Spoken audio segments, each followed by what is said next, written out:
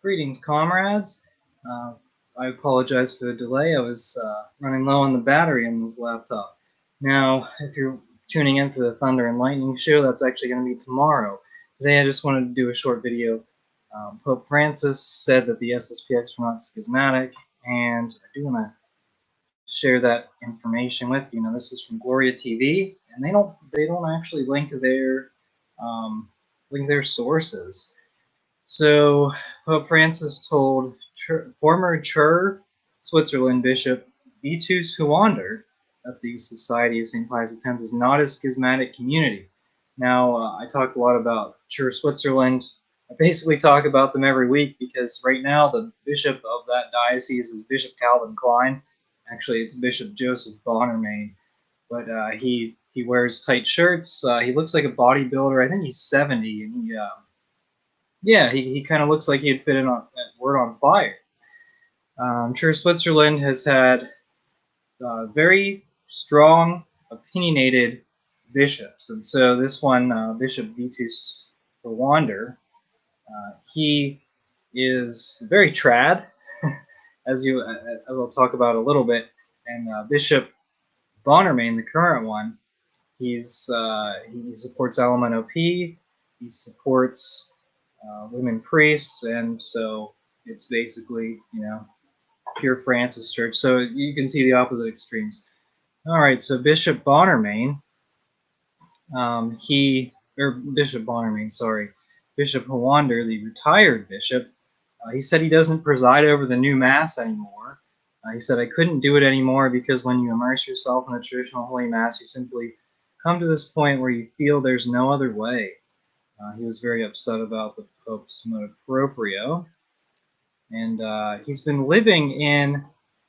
he lives at a St. Pius X school in Saint Gall, and Wong's Saint Gall. So he went public with this antidote to reassure people suffering from a false argument. So if Pope Francis is giving him permission, not permission, but if Pope Francis told him that the SSPX was not schismatic, a lot of the people who argue about this stuff, that say the SSPX is schismatic, their arguments, basically a lot of their arguments are, oh, they're not under the Pope. Well, Pope Francis doesn't agree with that, and Pope Benedict didn't agree with that either, so which Pope are you talking about?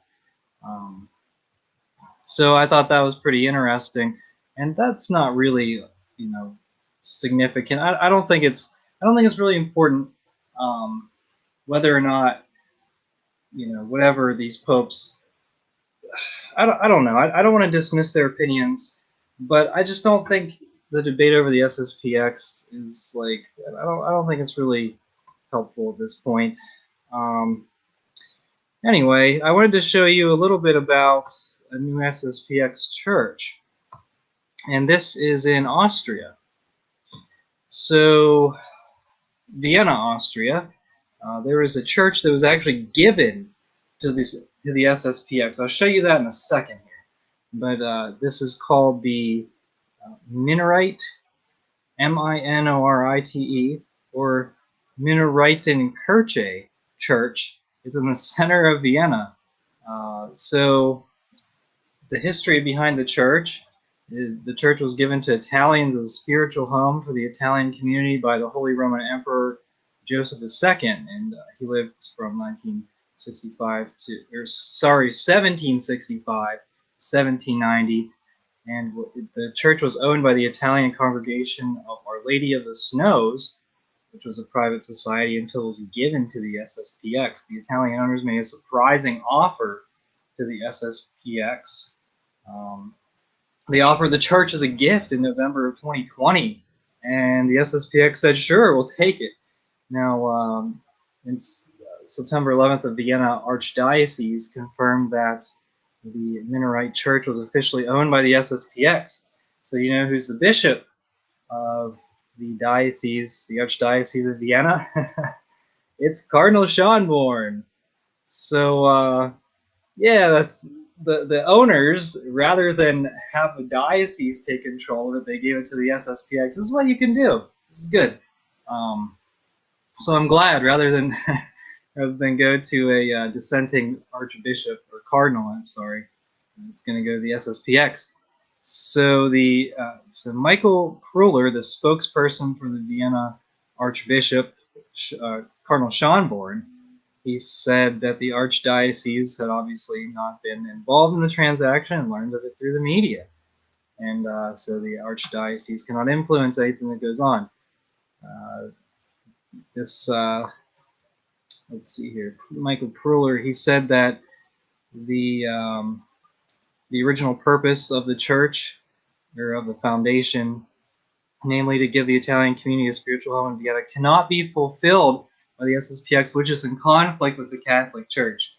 So I thought this was interesting. The SSPX, they accused Cardinal Schonborn of leading the Novus Ordo group into a downward spiral of LMNOP-ism and modernism. So what is this? In conflict with the Catholic? What's in conflict with the Catholic Church? Is it if you're promoting pride masses, or is it if you're promoting a reverent Latin mass? That's a good question. I don't know if they could reasonably answer it, but let me show you this picture of the church. Now that's the outside of the church, so you can see it looks gigantic. Let me see what I can do with sharing my screen here. And so I do want to share some more photos I have. And let's see about this. All right, so here's a photo of it. I just got this photo from the internet, and you can kind of see a little bit of the high altar there on that photo. And this is good. And then let me show you another photo here. Share my screen again. No, sorry guys. And this is from Wikipedia, I believe. Yeah, so look at that. This is the inside of the church. This actually looks very nice. I don't know that there are even many churches like this in the United States at all. And this just happens to be exclusively a Latin Mass church, so this is great. Do I have another photo? Yeah, I think I'll stop sharing. But yeah, I see that this is great. Now it's very difficult to obtain for the SSPX to obtain churches because I believe there's something called a deed restriction from a lot of dioceses, which prevents the sale of Catholic churches. So they mostly have to purchase Protestant churches. Because, and I looked into it a little bit, deed restrictions, from a legal standpoint, you can be sued if the owner sells a former Catholic church to the SSPX. So say like a diocese sells some churches, they're going to sell it to anyone who will not use it for the purpose of a church. There will be a deed restriction on that. The owner can sell it to the SSPX. However, the SSPX could forfeit the church, from what I understand, if the deed restriction is taken to court. Deed restrictions are enforceable by law, and so you definitely, it's very unlikely that these SSPX groups can purchase Catholic churches. And I see that there's a lot of people on the chat. Oh yeah, here's a good one. Boris is my pope, and he said the SSPX is schismatic. Love it. Yeah, what's Boris gonna say to Pope Francis? Is he gonna defy Pope Francis, or is he gonna be his own pope and say, well, two popes are wrong. Benedict removed the excommunication from the SSPX, and then Pope Francis says they're not schismatic. So what are these people going to do? They're saying, don't go to the SSPX. Well, okay, your FSSP churches are being shut down. Your Institute of Christ the King churches are being shut down. So what are you going to do? I don't know. Okay. Comrades. Yeah, I say greetings, comrades. I mean, come on. We're all living under communism right now, so you're all my comrades. I don't know. I don't feel bad about saying that. Let's see here. Is the Pope turning a new leaf? No, I don't think so. Pope Francis actually has been pretty friendly to the SSPX. I believe in 2017, he granted them faculties, jurisdiction to hear confessions and say weddings. So I think I don't understand it. I don't understand why Pope Francis does this stuff. Because he seems very hostile towards tradition. And the stance of the SSPX is that the Novus Ordo is bad. They say that it's spiritually detrimental. I mean, that's more or less what the SSPX says. Okay. Oh, and okay, I see Aaron quoted Ryan. It'd be better to be an atheist and offer sacrifice to Baal, or offer your firstborn to a false idol than to ever go to SSPX chapel, according to Church Militant. Yeah, we were talking about the magic glasses. Church Militant has these magic glasses where they put on their glasses and they're like, ooh, good guy, schismatic, SSPX. Yeah, you should watch that video. I got a lot of hate. The SSPX never was in schism. It's great to see that the SSPX is getting positive press. Well, I think it's neutral press, which is actually really good for the SSPX. But I think with the Pope kind of going off the deep end to the United Nations ideals, you know, he's all about like the eco-theology, environmentalism, Pachamama kind of stuff. So now you're actually looking at the Catholics and the ones who are defending the Catholic faith. I mean, the SSPX are some of the people defending the Catholic faith. And this is a pretty active live chat here. Parent Ryan is going on Michael Voris's cruise this year. Well, all right, that'll be interesting. Well, at least they'll have a priest. I don't know. That'd be pretty funny to see Parent Ryan versus Michael Voris, because I have a feeling they disagree on a lot of things. And here's my opinion on the SSPX. I think that they're going to be excommunicated. I think that they will eventually be excommunicated because the way that the Francis Church is going, it seems like they're trying to stomp out the Latin Mass. I mean, that's very obvious. Okay, sorry. But I don't. The SSPX have a very strong stance against the new Mass. The FSSP and the Institute, like the Institute, I guess, apparently some of the priests celebrate the Chrism Mass on Wednesday of Holy Week with the Novus Ordo diocese. The FSSP, from what I understand, none of them will say the new Mass.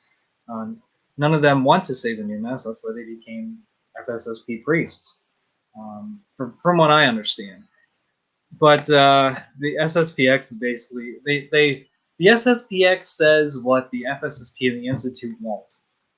That's basically my thoughts on that.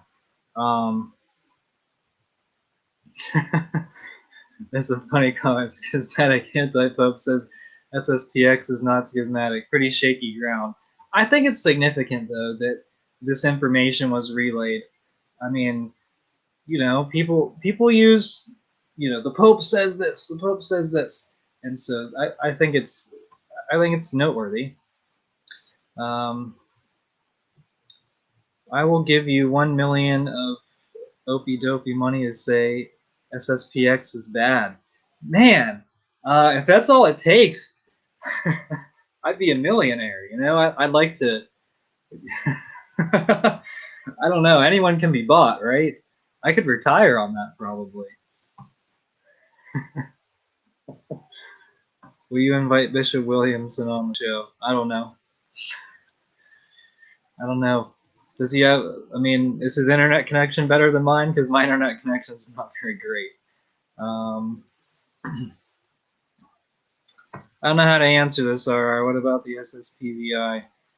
What's that? That Society of St. Paul VI? Where will you go if yoga masses are suppressed? This is a good question. Very, very important question here. I don't think the yoga mass will be suppressed as long as Francis is Pope. Let's see. That's terrible. I hesitate to condemn the Institute of Christ the King as they drove 6 hours round trip to give my mother extreme unction, but don't like this at all. I'm sorry. What are you referring to? I don't really know what you're referring to. The institute, is it that the institute says the new mass, or they celebrate? Because I can't think of any. They've said the Novus Ordo. Well, some of them are permitted to celebrate. That's what I understand. I don't know if that's actually true. Let's see here. Didn't Father Ripperger say not to go to Didn't Father Ripperger say not to go to the SSPX as he had no jurisdiction? I don't know. I think they have jurisdiction now. And plus, what are you going to do? What's Father Ripperger going to do if the Latin Mass is banned? He's under. I believe he's under the Archbishop. What's his name? In Denver. Oh, I forget his name. But he's in Denver. What's Father Ripperger going to do if he's banned from saying the old Mass? Oh no, that's a good question.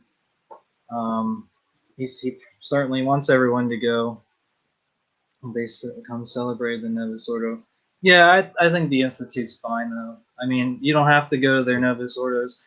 It's kind of like anyone saying a Latin Mass versus, like, if there's a diocesan priest who says Latin Mass in the Novus Ordo, I don't actually have a problem with that. And you know, this is kind of an inconvenient. It's kind of an inconvenient fact that the FSSP was founded because some of them broke away from the SSPX, and immediately they were granted canonical jurisdiction to, I think, try to wipe out the SSPX. I don't know if that was the intention or not, but I think it's great that all of those orders exist. I talked about this in a previous show. The FSSP Institute and the SSPX. I think it's great that all of them exist, and yeah, that's what I have to say on that. Father Ripperger is still in the FSSP technically. Yeah, he is. I can't believe I forgot that bishop's name. Who's the Archbishop of Denver?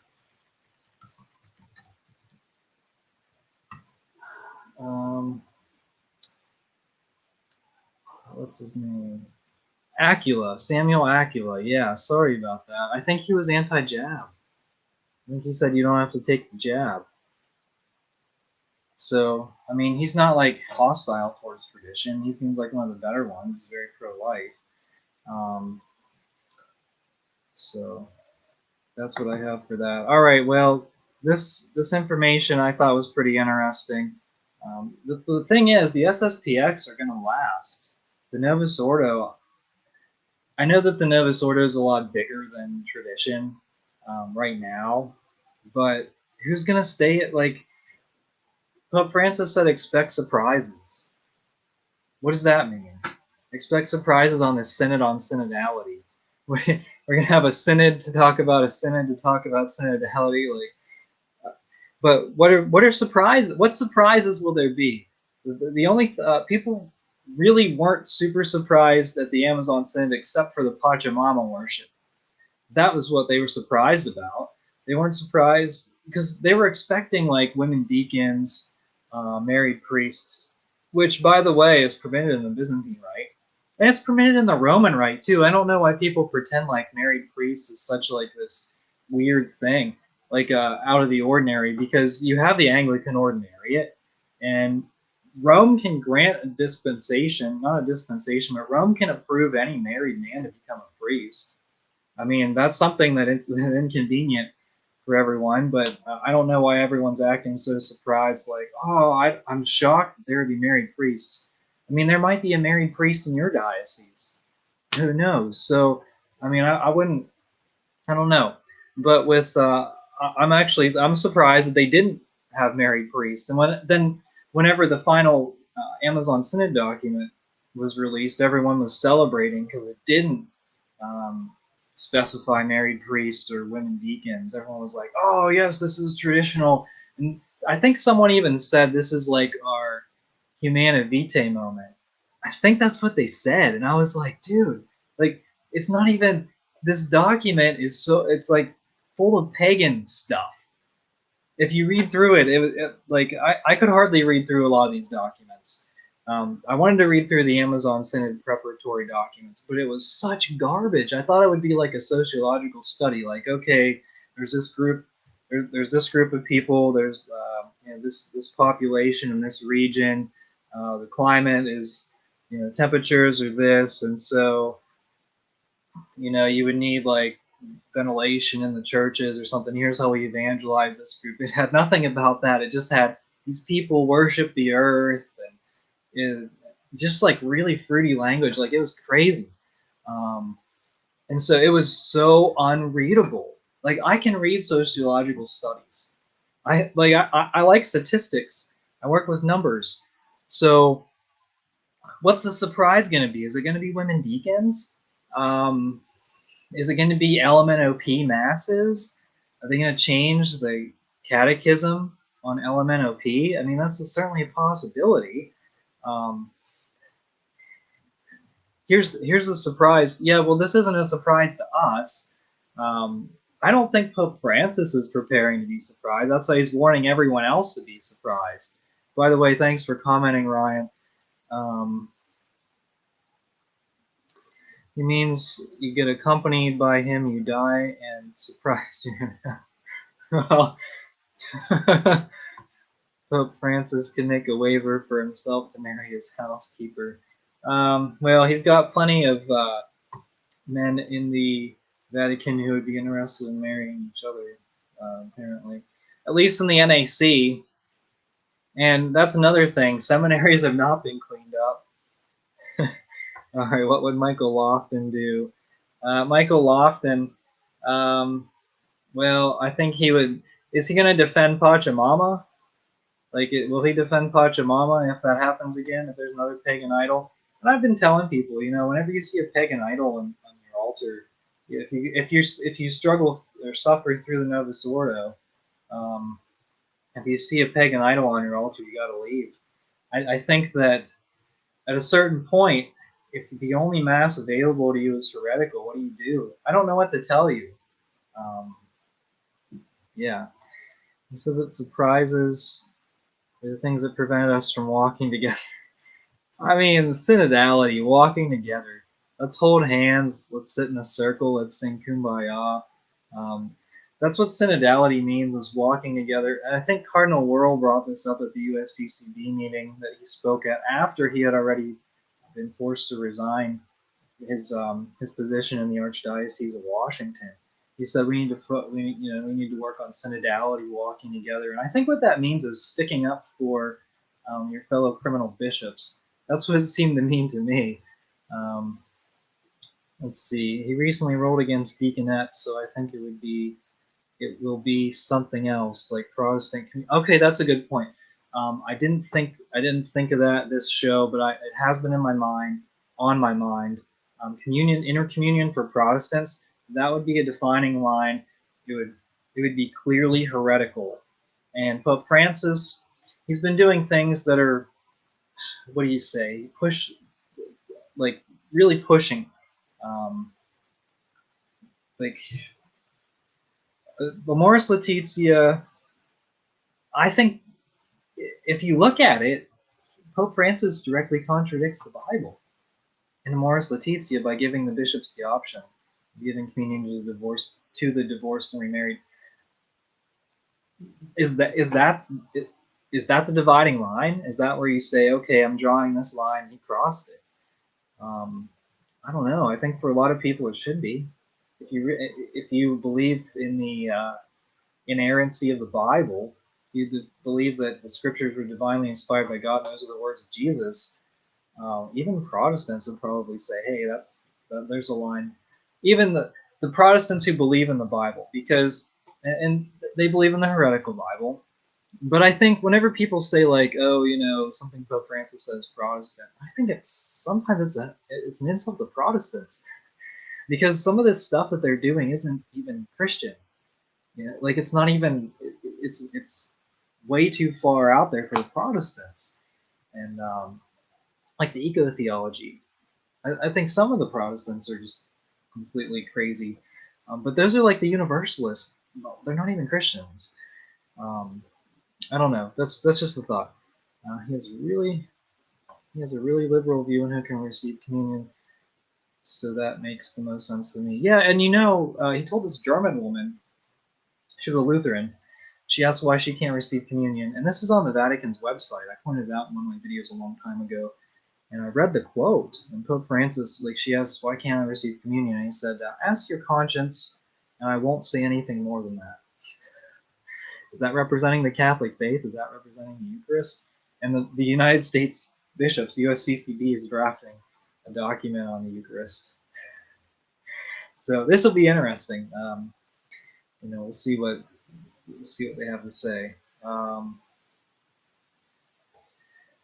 you remember at the start of the virus, one of Francis's South American buddies in Rome stated that the virus showed us that we need to rethink everything in the church? I don't remember that. Do you remember which bishop or cardinal said that? If you have that bishop's name, let me know. That's an interesting point. But there's a lot of things that come from Rome, and a lot of things that I ignore. And really, for the good of your sanity, it doesn't help to be constantly on the news reading every single thing Pope Francis says and saying heresy, heresy. Like, at a certain point, you just got to say, you know what, I'm not comfortable with this, and just move on. Because you can read, like, I have a whole bookshelf um, of stuff that I need to read instead I'm doing YouTube videos. But you can read the Bible, you can read St. Thomas Aquinas. There's free ebooks, Catholic traditional ebooks from the saints. I mean, saints have been writing for 2,000 years. Read some of that stuff. That's good. Don't read the news. Instead, um, read some of that stuff. It was a big story in spring 2020. Oh, yeah, everything was going crazy there. Um,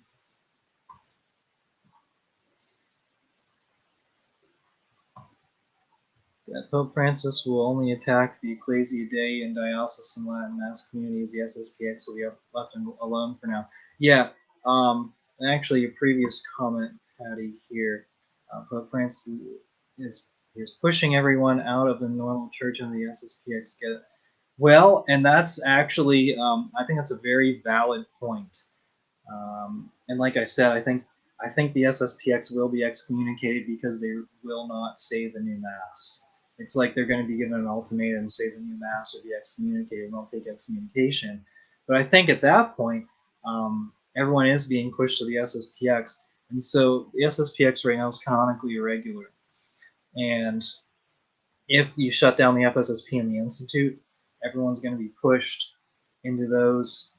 Like a lot of people, some will go Reverend Novus Ordo. Most people don't have one.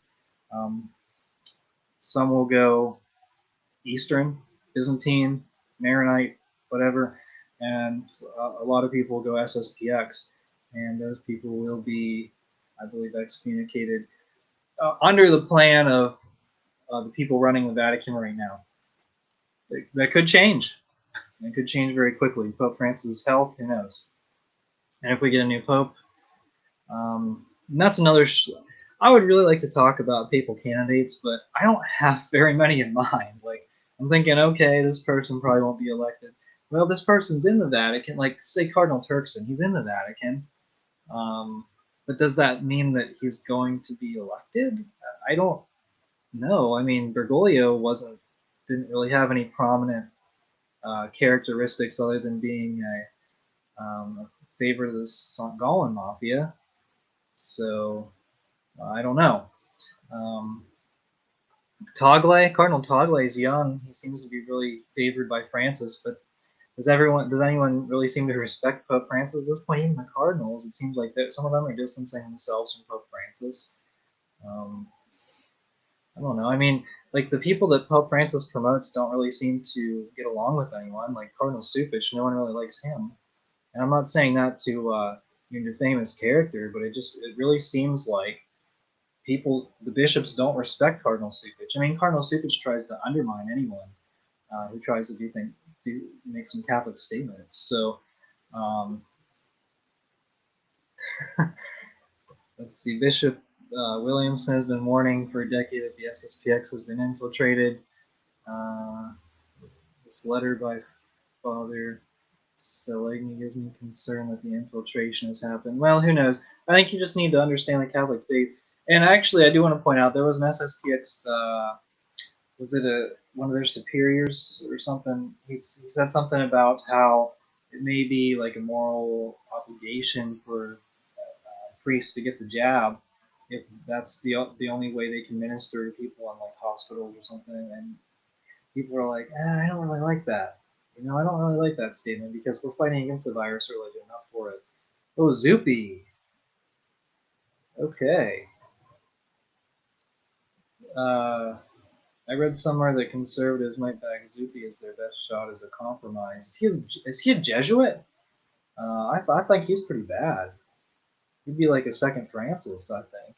That's my opinion. I don't know. Maybe not. Um, okay, so yeah, this is Father Solegny who wrote the letter. Yeah, check that out, guys. Yeah, let's talk. This is Cardinal Zuppi. I think I thought he was pretty bad. That was my thought on that. Yeah, I don't know. I have to do more research on this if I wanted to. Um,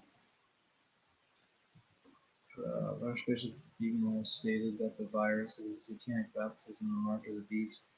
Yeah, I kind of tend to agree. Has not gas. Yeah. Um, I tend to agree. Like, it really seems like this the religion. So I don't know how many of you are sports fans. I want to talk about the NBA a little bit.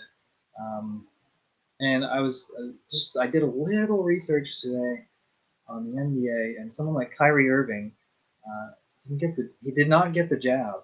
Him and Andrew Wiggins live in communist cities, so they will not be able to play home games for their basketball teams. Now, what do the owners of these teams want to win? Do the coaches of these teams want to win? Do the players, the teammates of these guys want to win? Because they would want their stars to be part of the team. And this is getting somewhere.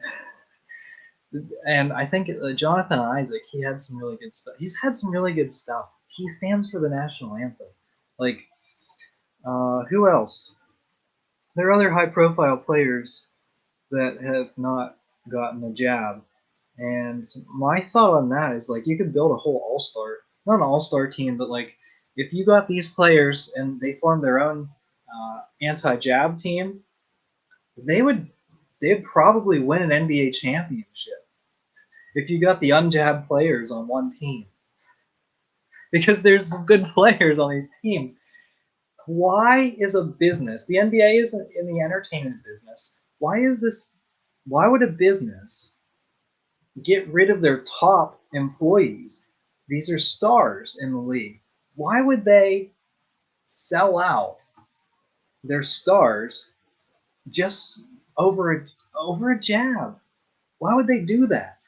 And that's what leads me to believe, and this isn't the only instance, but this is just one I thought about today. This is a religion. And there are a lot of priests, bishops, and cardinals that belong to this religion. It's a virus church.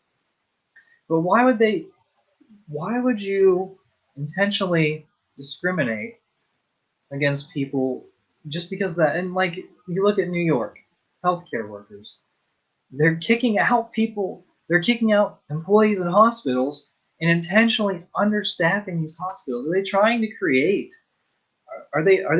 create a situation where they're going to declare a state of emergency, another lockdown? I think it looks like there's just a lot of there's a lot of crazy stuff going on. It's not Christian. It's not Catholic. It's anti-Catholic. I believe it is inspired from a demon. Now, I don't know. The Mark of the Beast, are we going that far? I don't know.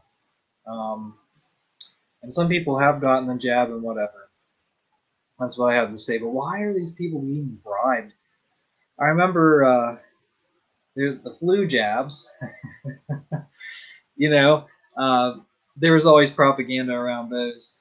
And I believe they were like, 20% effective? That was the statistics around the flu jabs, 20% effective. And so you have a 20% chance of not getting the flu if you got one of those. And so these were rushed out. All the circumstances surrounding it just very bad. Now, banning masses, that's demonic. Canceling masses, banning the laity from churches, that's demonic. And then baptisms, not canceling confessions, not doing baptisms, that's completely rotten. There's nothing other. That's completely demonic. So that's what I have to say about that. Once businesses get to a certain size, they are no longer motivated by profit. It's all about ideology and social status for the executives. I believe that, and I made a decent. Look at the stock market. I really enjoy following the market, and I made some money off of the March and April 2020 market draw. Do you want to call it a crash? I don't know. Dropped like almost 40%. How much money did these executives make off of that? How many of them took their investments out and then bought in at the low point? I had some money that I bought in at the low point. I didn't make nearly as much money as a lot of these CEOs. I mean, millions, tens of millions. Is that what they made? Probably. And someone like, Bill Gates. What can you say? Here we go. Denying the last rites is demonic. Yeah, I completely agree. And that's that. All right, well, everyone, I'm going to end this show. Thank you so much. This has been a long show, and I'm really glad for the conversation that we've had. Thanks for the live chats. Always interesting to hear you guys' opinions, and I'm glad for that. So thank you so much for watching, everyone. We are the laity. We will not be silent.